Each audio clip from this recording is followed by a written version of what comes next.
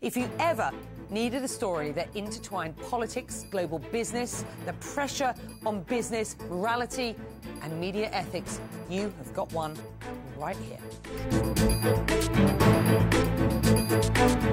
Britain's biggest-selling Sunday newspaper, The News of the World, has been closed by its owner, Mr. Rupert Murdoch. Now, this is a newspaper which is 160 years old. He bought it 40 years ago. It was a trophy in his media stable. It was read by more than 5 million people. Many people who read that newspaper knew that it exposed the misdemeanours of the rich, the royal and the famous. Rupert Murdoch's mighty media empire is under fire. The shots are political, financial and criminal. The shock closure of the News of the World came as British police reveal that they have identified nearly 4,000 potential victims of illegal eavesdropping. It was revealed that the mobile phone of a murdered British schoolgirl was allegedly hacked into. The paper was said to have accessed Millie Dowler's voicemail, even deleting messages which gave her family false hope that she was still alive. Well, 24 hours later, it emerged that families who lost loved ones in the London terror attacks had apparently been targeted as well. Then, in what appears to have been the final straw, relatives of British soldiers killed in Afghanistan and Iraq also potentially targeted.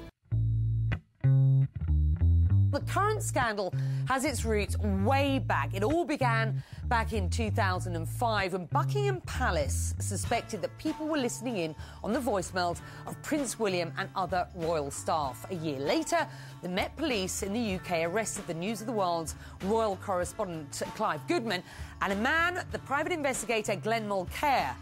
No one else was implicated. The British Met faced criticism at the time for their inquiry, but 5 months later, both were sent to prison. A couple of years ago, The Guardian newspaper revealed that senior staff from the News of the World knew that reporters were illegally accessing messages. Hacking victims included Sienna Miller and star Hugh Grant, but London's Met chose not to relaunch their investigation. Bad move, it seems now.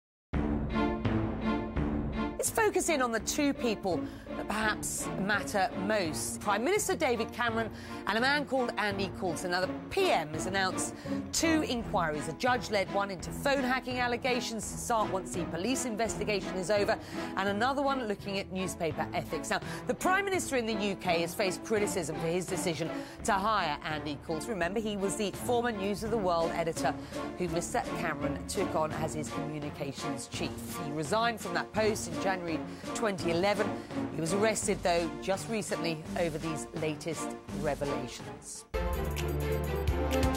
Should we expect to see this sort of behaviour again from the red tops, as we call them here, the tabloid press in the UK? Well, in days of yore, i.e. before the middle of July 2011, we kind of accepted sort of phone hacking behaviour which might have gone on, we thought, about royals and celebrities. You'll never, I don't think, see this sort of behaviour deemed to be acceptable by journalists at those sort of papers ever again in the UK.